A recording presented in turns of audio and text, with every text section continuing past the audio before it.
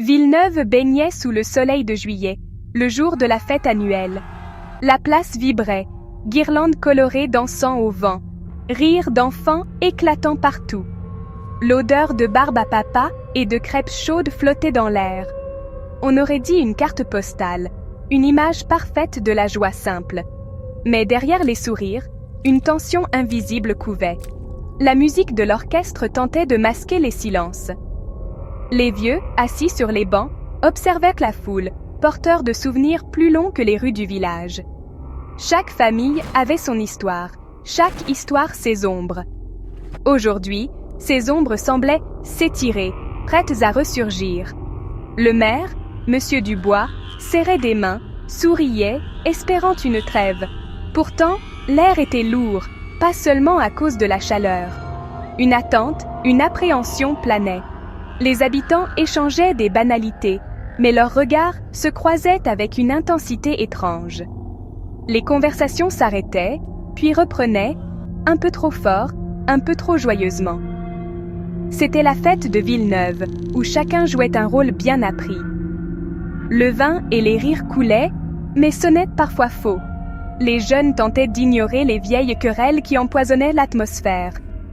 Mais comment oublier ce qui se transmettait de génération en génération? Villeneuve était trop petite pour que les secrets restent enfouis. Aujourd'hui, le passé semblait prêt à remonter à la surface, comme une bulle prête à éclater. Les regards cherchèrent quelqu'un ou quelque chose. Les conversations reprenaient, mais la tension restait. La fête battait son plein, mais l'équilibre était fragile. Un air de fausse joie flottait sur Villeneuve. La famille Diakité était respectée et un peu crainte à Villeneuve. Arrivés depuis longtemps, ils avaient bâti leur place à force de travail. Monsieur Diakité avait construit la moitié des maisons du village. Fatou, son épouse, tenait une épicerie fine, apportant des saveurs nouvelles. Leur réussite était visible, mais elle dérangeait certains. Leur fierté était leur force, mais une vieille querelle avec les Morel jetait une ombre. Personne ne savait vraiment comment tout avait commencé. Les Diakité n'en parlaient jamais, mais la blessure était là, surtout face aux Morel. Aïssata Diakité, la cadette, revenue de Paris, portait le poids de cet héritage. Elle sentait la douleur de ses parents, leur silence obstiné. Elle avait grandi avec cette interdiction tacite d'approcher les Morel. Aujourd'hui, elle devait être à la fête, pour l'image de la famille. Mais son cœur était lourd, sachant que les Morel seraient là aussi. Elle redoutait la confrontation silencieuse. Elle espérait que les nouvelles générations pourraient tourner la page. Mais elle en doutait. Les racines du conflit étaient trop profondes. Les Diakité avançaient, dignes, mais blessés. Aïssata se demandait si la haine finirait un jour. Elle voulait croire à un avenir différent. Mais le passé pesait trop lourd. La fête était un théâtre où chacun jouait son rôle. Les Diakité, fiers mais isolés, attendaient la suite. Les regards du village ne les quittaient pas. La tension montait, palpable. Aïssata serra les poings, prête à affronter la journée. Mais l'incertitude la rongeait. La dignité de la famille était fêlée, mais tenace. Les Morel, notables de Villeneuve, possédaient des terres et des vignobles à perte de vue. Leur nom était synonyme de richesse et de pouvoir. Le grand-père Morel avait été maire 20 ans. Son portrait trônait à la mairie. Les Morel occupaient une place de choix qu'ils considéraient comme leur dû. Mais leur richesse avait un goût amer depuis l'ascension des Diakité. Pour eux, les Diakité restaient des étrangers malgré les années. La vieille querelle servait de prétexte à leur mépris. Julien Morel, fils unique, portait le poids de ce nom et de ce conflit. Il avait grandi dans l'ombre des critiques contre les Diakité. Son père lui avait appris la méfiance, la distance. Julien trouvait cette haine stérile, mais il était piégé par l'histoire familiale. Il savait qu'Aïssata serait à la fête. Il l'avait aperçue parfois, silhouette élégante, regard franc. Il se demandait ce qu'elle pensait de cette guerre froide. Il évitait son regard, maintenant. Mais aujourd'hui, ce serait impossible. Une boule d'appréhension lui serrait la gorge. La fête serait le théâtre d'une confrontation inévitable. Les Morel, fiers mais inquiets, se préparaient à défendre leur place.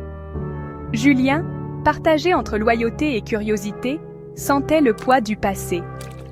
Il redoutait la rencontre, mais ne pouvait s'empêcher d'espérer autre chose. La richesse des Morel n'effaçait pas l'amertume. Le village attendait, suspendu à ce face-à-face. Les regards se tournaient déjà vers les héritiers. Le conflit ancestral allait-il s'envenimer ou s'apaiser? Julien n'en savait rien, mais il savait que rien ne serait plus comme avant. Aïssata arriva sur la place, sa robe colorée contrastant avec la tension ambiante. Elle salua quelques connaissances, sourire poli, mais ses yeux cherchaient en Julien. Elle ne l'avait pas croisé depuis l'adolescence, depuis que la querelle avait repris. La musique sembla faiblir à son passage, des chuchotements s'élevèrent.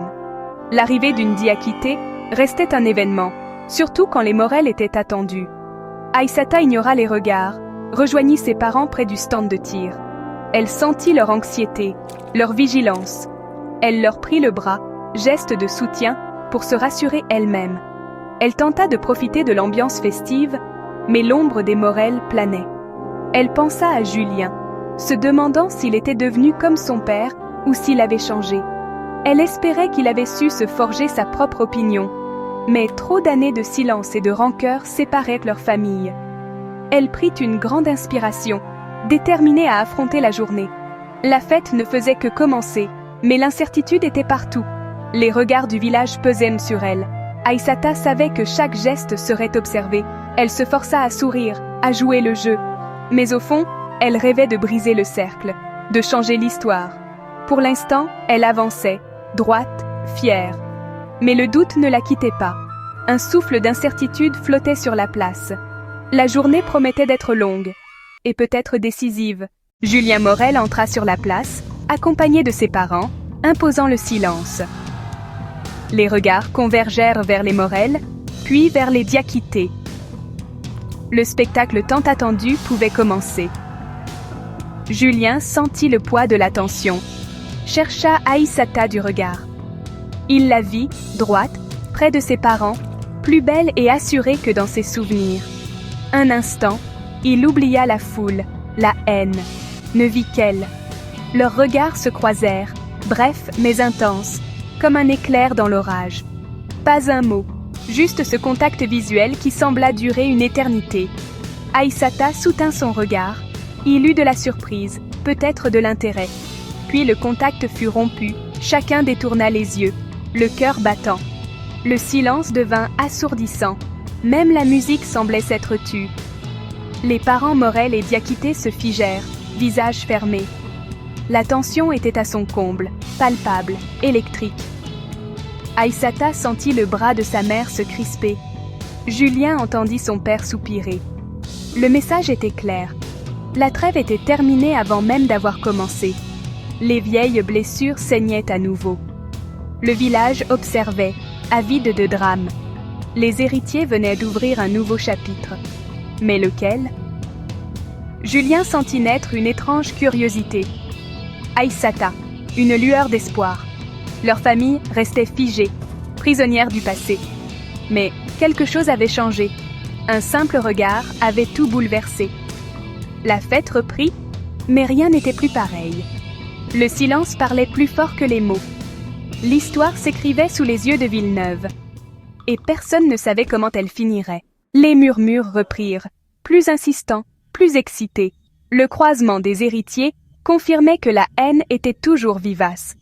Certains s'en réjouissaient, d'autres soupiraient de lassitude. Aïssata sentait les regards, essayait de garder la tête haute. Elle se sentait exposée, jugée, mais garda son calme. C'était la règle du jeu cruel du village. Elle jeta un coup d'œil vers Julien, qui semblait tout aussi mal à l'aise. Pris au piège, lui aussi. Julien tentait d'ignorer les chuchotements. Mais son esprit restait fixé sur Aïssata. Il n'y avait pas de haine dans ses yeux. Plutôt, une question, une attente. Il se sentait partagé entre loyauté familiale et curiosité. Le reste de la fête se déroula dans cette ambiance pesante. Les diakités d'un côté, les Morel de l'autre, séparés par une frontière invisible. Les autres habitants, naviguait entre les deux camps, prudent.